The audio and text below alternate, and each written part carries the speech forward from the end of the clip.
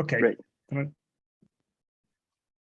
Okay, I see that I said the wrong affiliation for Francesco, but he can correct that. And Francesco, we are already a bit running over, so please try to keep, try to save some time so that we can end on time. Thanks. Okay, thank you. I will try to do my best.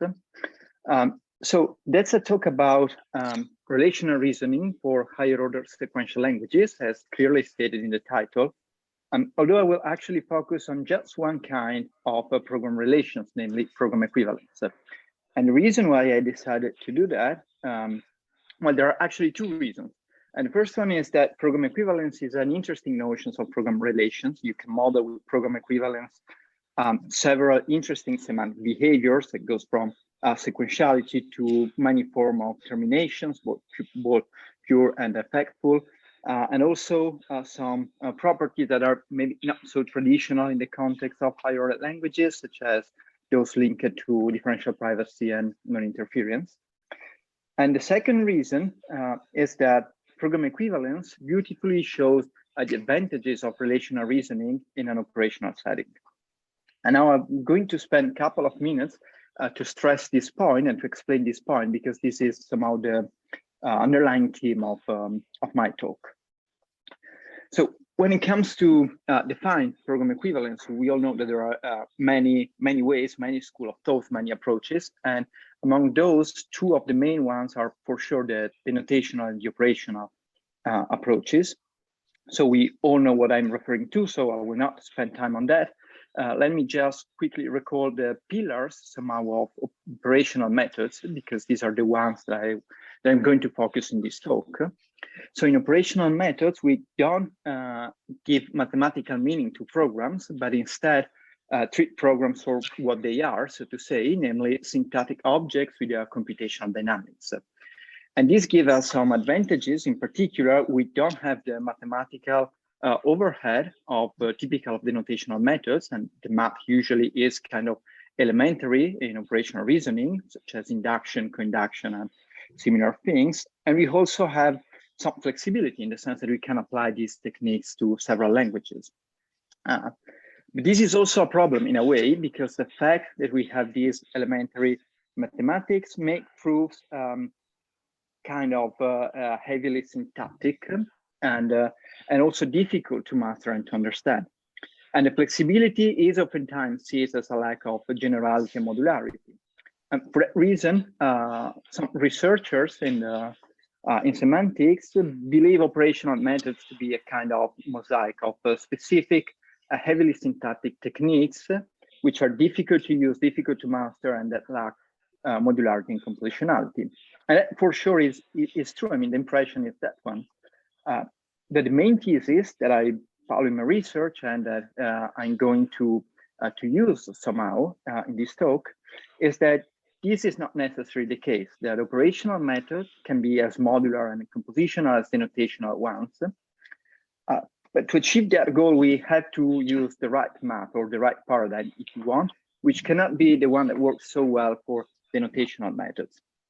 And in particular, the claim is that we should move to a relational paradigm, to relational mathematics, and that's the reason why this talk is in the relational verification session. The reason why I claim that is that with program relations, so relations between programs, you can naturally link the syntax with the operational behaviors of programs. And indeed, many semantic notions can be expressed by means of program relations, going from rewriting and implementation to equivalence, which is the one that I will deal with in this talk. And because of that, the natural step is to make relations, well, program relation in that case, first-class citizens. And that means that we should also change the underlying mathematics and move to a relational logic or to a calculus and an algebra of relations. That's the one that we all know from Peirce and Tarski and many others. And the consequence of that is that by building on a relational paradigm, we can import relational reasoning into operational methods and use that to avoid or at least reduce the syntactic complexity of our proofs, this way gaining modularity and compositionality. Now, of course, I cannot defend this thesis in just one talk. What I'm going to do instead is to somehow show that that thesis at work by studying program equivalence following this relational paradigm.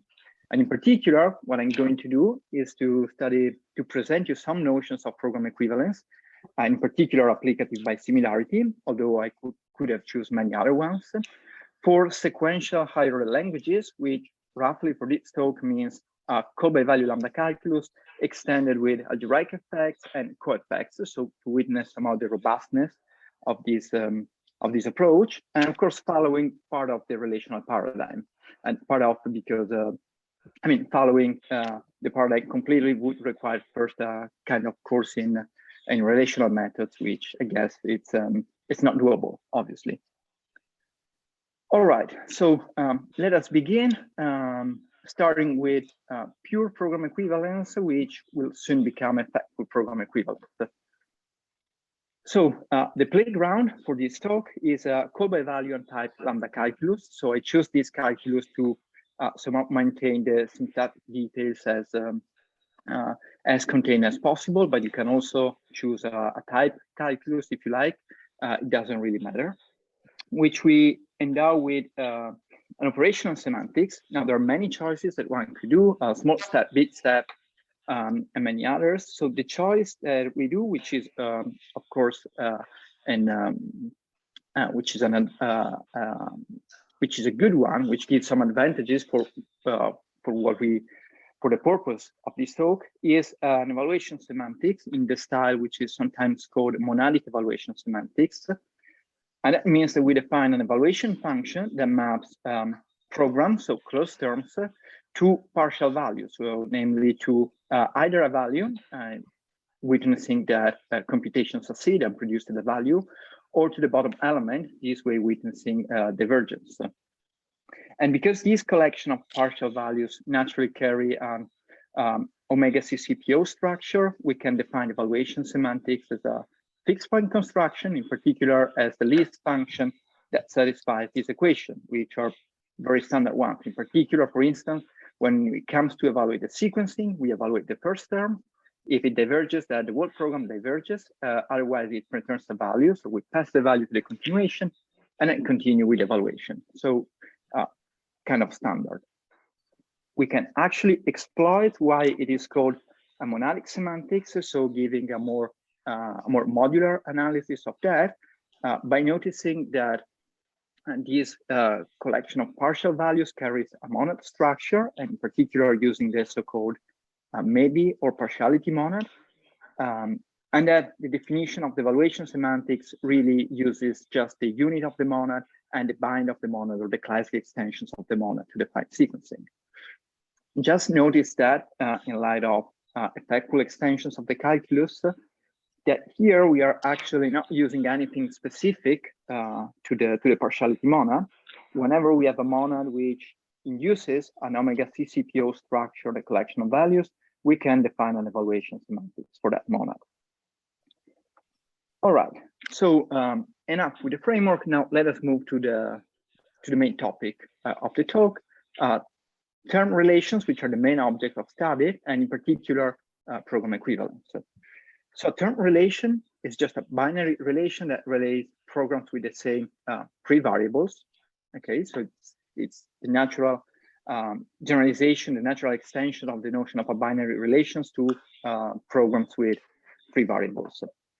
And it's a straightforward exercise to show that terms-related relations satisfy the same algebraic laws of ordinary relations, so that as we have the calculus of binary relation, we also have the calculus of term relation. Oops, okay. And that allows us to start asking the question of when a term relation can be qualified as a program equivalence. And first of all, it must be an equivalence, so it must be reflexive, symmetric, and transitive.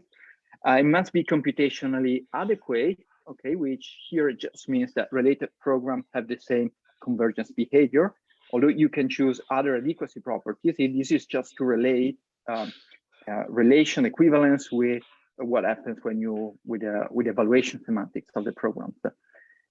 And then it must be compatible, which roughly means that what you have is not just an equivalence, but a congruence, and therefore you have compositionality.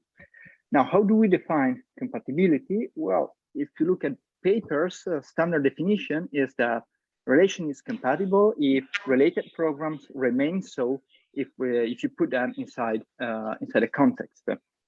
And a context is defined as a term with a whole. That's nice, but it's just wrong, because programs are usually defined as equivalence classes, modulo alpha equivalence, whereas contexts are not. So you should define a different syntax for context and a different operation of substitution, which is not capture avoiding, and you should make these two syntaxes to interact, which is doable, which can be done, but it's painful, at least in my view. And here we can take the chance to start seeing how the relational, this relational approach works, even on this simple example. And in fact, one can give a relational definition of compatibility, which avoids these syntactic problems by defining a new construction, a new operator on term relation, which is called a compatible refinement, which is defined by these simple rules, which are init syntax directed. And let's say that a relation is compatible if it contains its compatible refinement. Now, the reason why I include this definition is that because this gives me the chance to highlight how this relational approach works on a simple example, which will then extend to something more interesting and complicated. So in a nutshell, the approach is as follows. So we start with term relations, and we have said that we have these essentially, we have this calculus of term relations.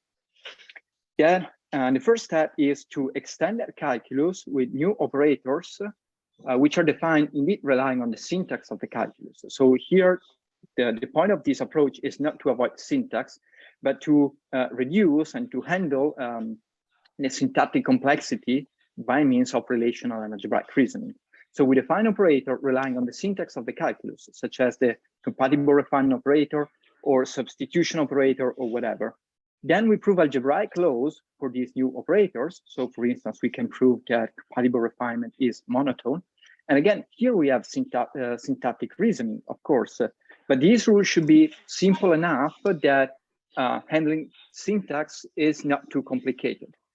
And then the step is that when it comes to more complicated syntactic arguments, you don't need syntax anymore because you can just rely on the algebraic properties you have proven on these extended calculus of term relations, if you like.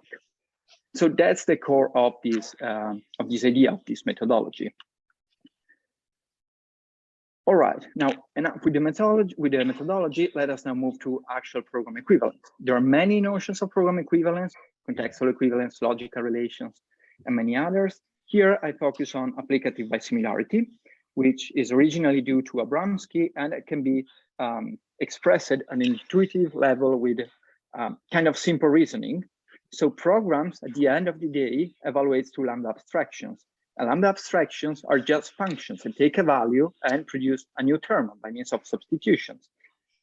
And functions, we know from mathematics, that are equal if they are extensionally equals, which means that an equivalent on the same input, they give equivalent output. And therefore, you should say that two terms are equivalent if they are extensionally equivalent. And that's a nice idea. The problem is that if you proceed naively and you define equivalence on lambda abstractions using function extensionality, you end up in a circular definition. And to overcome that, you use coinduction. And you do so as follows. You say that a term relation on closed program is an applicative simulation if whenever it relates to programs, well, if the first one evaluates to a value, then so does the second one, and the two are again related. And two closed values, which are just lambda abstractions, are related if they are functionally equivalent, essentially.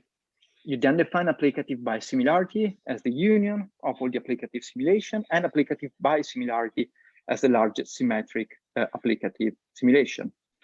All of that is standard. That's kind of things that you find even in textbook.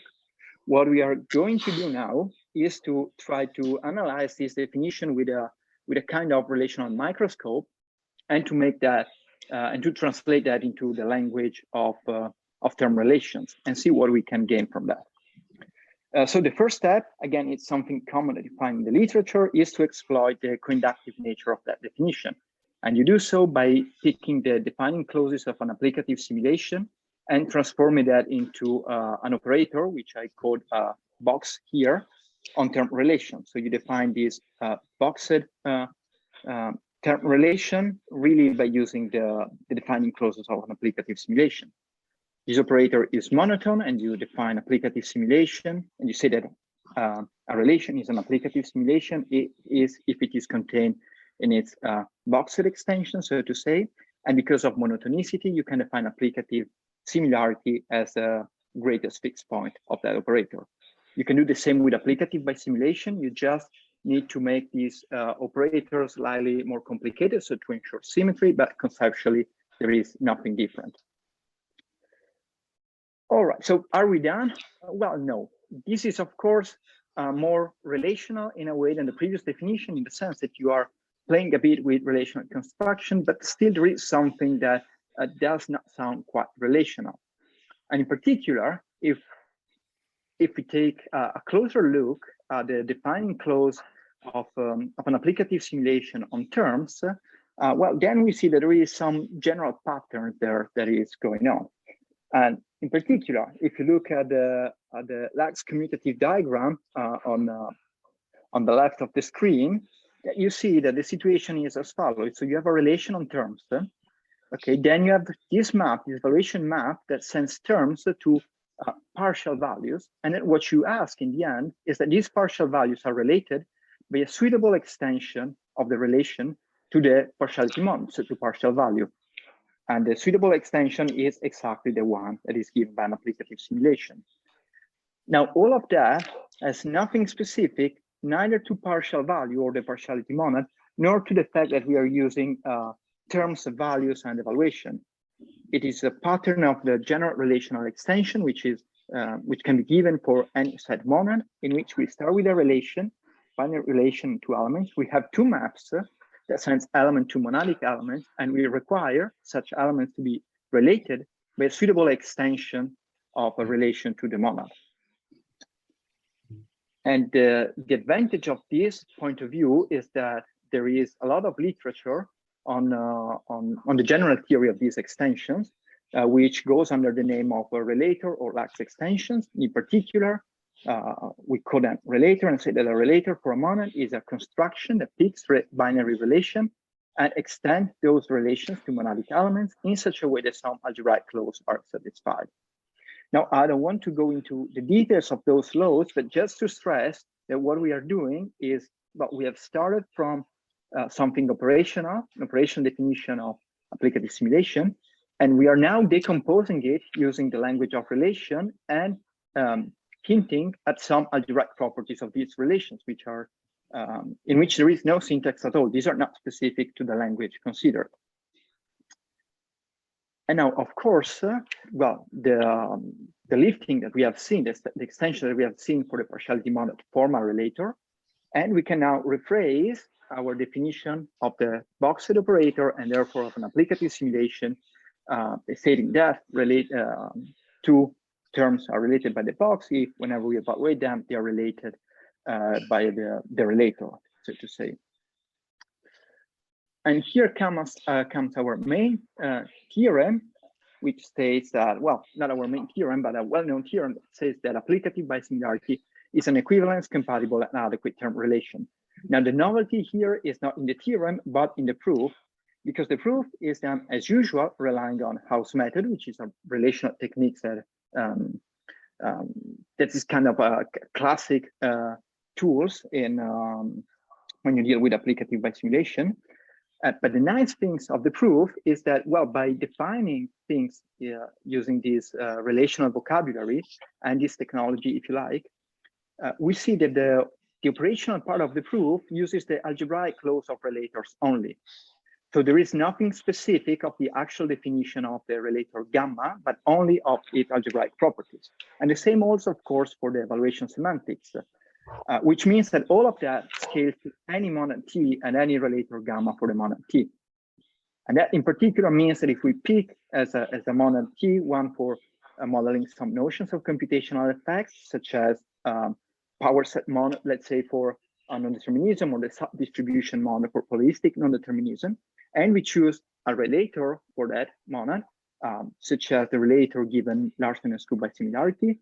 Then what you obtain is probabilistic applicative by similarity, or more generally, effectful applicative by similarity. And because of the algebra of the relators and all this relational machinery, you have for free that your notion is an equivalence compatible and adequate term relation. And in particular, you can perform compositional reasoning on that. All right, so that was about effects. Let us now move to co-effects as time is running out. So one of the take-home message from the previous part of the talk is that by doing things relationally, even small things that may look kind of straightforward, but if you do that relationally and you proceed with this idea of building upon a relational paradigm, that you obtain a modular framework which we have proved to be robust when we extend the dynamic behavior of programs by adding, for instance, computational effects to the evaluation semantics. Now, to witness the robustness of this framework to a further level, we ask what happens if we somehow do the dual operation. So instead of extending the dynamics of the language, we constrain the statics of the language. In particular, we constrain program usage. And of course, now you should ask, if you don't know these topics, why should we do that? I mean, why should we do this kind of test? And the reason is that there are many interesting program behaviors that can be obtained by restricting code usage, so by restricting the statics of the language. So for instance, you can talk about security, okay, by specifying which piece of code is public or private, and we have seen this idea in the previous invited talks. We can talk about differential privacy by specifying how many times essentially you can use a piece of code, and resource analysis as well. And now, to give a general treatment of all these phenomena, people have started to study languages with so-called graded model types, which roughly are extensions or generalization, if you like, of bounded linear types.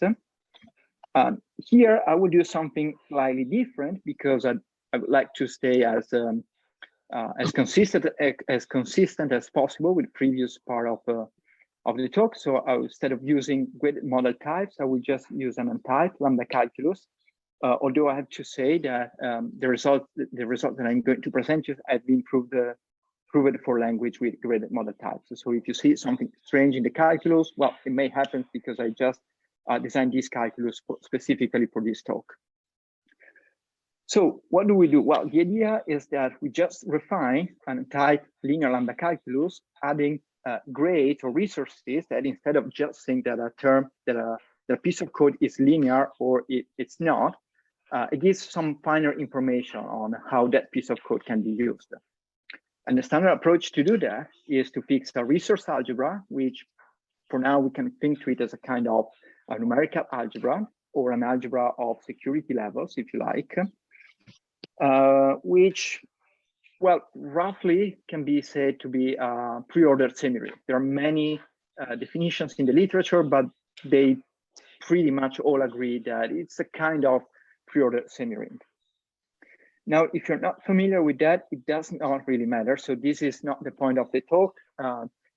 Just to give you a couple of details. So the point of this resource algebra is that you have constant that tells you that when a piece of code is not used at all, when it is used linearly, when it is used in an unbounded way, and then you have operation for parallel use of code. So you have the same piece of code which is used in two different parts of the program. That that is what I mean by parallel here, and sequential or nested, if you like, use of code. Now, using the resource algebra, you can indeed grade or refine under linear lambda calculus, or even the cobalt value lambda calculus that we have seen before. And the main construction is the last one on values, which is the indexed bank modalities, which now specify that a value V can be used according to the resource kappa. And the consequence of that is that you also have, you split lambda abstractions in two parts. So you have linear lambda abstractions and you have graded lambda abstractions, in which you need to have some information on on how the term uses the programs. So that's not relevant for what we are doing. Just to say that because you have resource algebra, you can indeed compute that. And you can really think as this lambda abstraction as telling you, well, how many times T uses its argument. But as I said, this is not relevant for what we are going to do.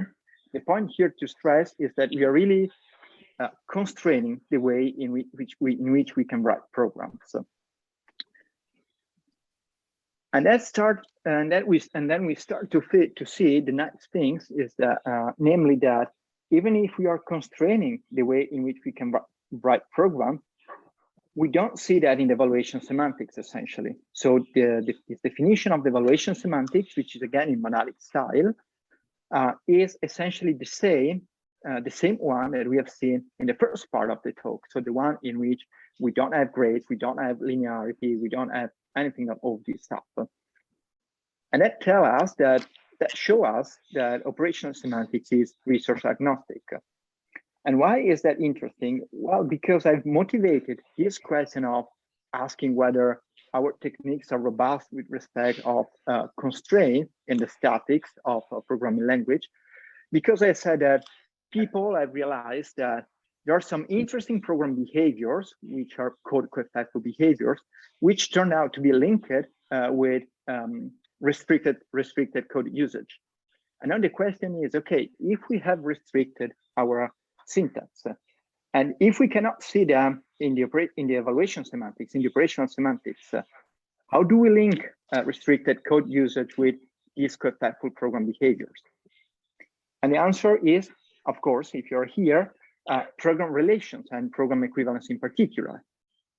And in fact, well, we have seen some examples even in the previous talks, but just to recall them in the context of these specific talks, people have realized in the past 20 years or something that by using program equivalence, you can indeed connect this idea of constraining the static of a program with having specific dynamic behaviors. In particular, Abadi and collaborators have defined a program to be secure if no private information can flow out of it. And that can be modeled by saying that if we pick two private values, which can be different, and you give them as input to a program, then the result is not distinguishable, must be equivalent with respect to a user with public permission, so that she cannot detect any difference between V and W by testing these values using the program T. And on the same line, about 10 years later, we have metric preservation by Reed and Pierce, in which they define a program to be C continuous if it cannot amplify errors or the distance, if you like, between its input of a factor bigger than C. And again, this can be modeled by saying that you pick two values which are equivalent up to an error epsilon, you give them to the program, and then the output must be equivalent up to an error of at most C times epsilon. So these are indeed form of program equivalence, but what kind of program equivalence are we talking about? So these are not the term relations that we have seen in the previous part of the talk. In particular, these examples showed us that programs are equivalent with respect to observers' capabilities, which could be available resources or detectable errors. And that is something that we don't have in term relations. So what we have to do to capture these notions of equivalence is to move from binary to ternary relations, which now relate programs with respect to a set of possible words, which I prefer to call observer capabilities or resources, if you like, which intuitively tells you what an observer has at her disposal to compare programs. Now, these observer capabilities in general are defined as pre-order monoids, and that makes them this reasoning with ternary relations, which are also called model relations, monoidal in a way, which means that they have some nice features. In particular, they have an algebra and a calculus very close to the one of traditional relations, but at the same time, there are some differences in that. In particular, these come from the monoidal nature of capabilities. And by the way, just to give a quick example of what I mean by capabilities, well, just think to the previous example. So capabilities could be non-negative real numbers in case we want to talk about distances or errors between the programs, or you can take security level in case you want to talk about security. Now, as I was saying, so we have calculus of model relations pretty close to the calculus of term relations, so or the calculus of binary relation. We have compositions, identity, and similar things. But at the same time, we have some differences, which is given by this monoidal nature of capabilities. So you can see that, for instance, when you define composition, in which you have objects which are related to capability alpha and a capability beta, and if you want to compose this relation, well, you need to join capabilities together. But in any case, these have a rich algebra, as I was saying, so that naturally raises the question of whether we can apply the relational techniques that we have seen previous part of the talk to model relations and therefore to co-effects. Now that works fine as long as we talk about things, about general things like equivalence preorders and so on and so forth, but becomes more complicated when we move to the actual term relation part. So when we try to extend to define these syntax-based operators that tell something about the calculus involved and not just about model relations in general. And in particular, we can see that where troubles are, or at least what is the challenging part of all of that, when we look at how to model behaviors of programs relationally. In particular, it is well known that if we define model substitution, or even if we adapt the definition we have seen before of compatible refinement to a model setting naively, so for instance, without changing the capability involved, then we obtain unsound rules. So this is something pretty well known from the literature on model programming languages. And that's something that we have to understand at a relational level. And at the same time, another thing that we should understand is how the bank modality that we have used in this new calculus act on program relations. In particular, when should we regard two banked values to be equivalent? Now, again, we tackle these problems relationally, and here the advantages of doing that is that we can solve all of them at once by introducing the notion of a relational modalities, in that case, a relational S4 modality, which we have called a correlator, which is just a construction that picks ternary relations and act on them without changing the set. So it's close to a relator, but here there is no monad involved, satisfying this algebraic clause. Again, I don't want to go into details of that. That would be pointless. Just put them to stress that we are indeed keep following this methodology.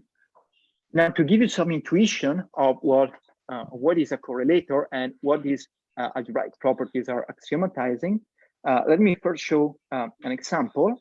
Well, time is running out, so let us just see the second one, the one on program distance. As I said here, capabilities are non-negative real numbers, so errors, if you like. And here we are asking ourselves, where should we say the two programs T and S are equivalent up to an error epsilon if they are used according to C? Oh, sorry, I forgot to mention, these correlators are indexed by elements of the resource algebra. So it's actually a family of relational modalities. These are really graded modalities. Yep. So when programs are used according to C, and here the idea is that the correlators allows you to determine that by looking at how programs are related by the relation R when used according to C, and therefore in a different, with respect to a different capability. And in fact, the definition tells us, well, these are related if we have an error delta, such that T and S are related with an error delta if they're used once, and if epsilon is bigger than C times delta. So what a correlator does, what this axiomatization does is to give you, it's to telling you when some elements, some objects are related in a with respect to a given capability when used according to a specific resource. And that, of course, gives you a non-local view, because in general, you have to move to a different capabilities to compare elements. So that was a correlator Gauss. And using this construction, I'm going to finish now, to wrap up. Thanks. Using this construction, we see that we can define model substitution and compatible refinement just by putting the correlator into the definition, so that we are taking into account the usage of the context or of the terms. And much in the same way, we can now define applicative by similarity, even using effects, using the relator as before, and using the correlator to handle the bandgap value. So we are really in presence of an extension of what the things that we have seen before. And now that we have this whole extension of the relational machinery, indeed, we have a general theorem that tells us that under mild condition of the relator and the correlator, which is just a lax distributive law, this effect to applicative by similarity is an equivalence, and it is a compatible model relation. And that gives us as a corollary substitutivity and compositionality, which indeed capture the example of no interference and method preservation that we have seen before.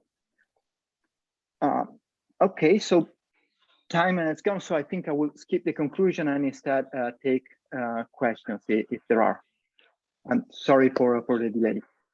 Thank you, Francesco.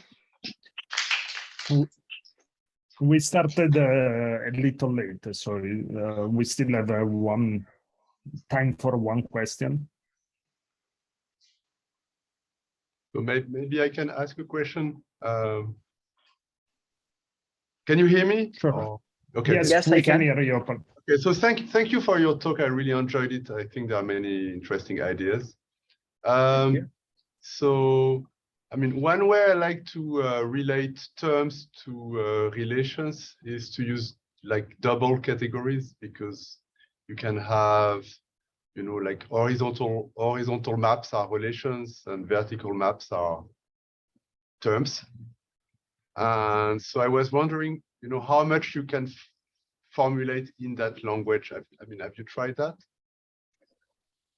No, I haven't tried that. What I'm currently doing is to study all of that in a general framework using allegories instead, because, well, allegories are just one possible way of having a general point of view on relations. There are other axiomatizations like, well, by categories of relations, or you can use some suitable double categories as you suggested.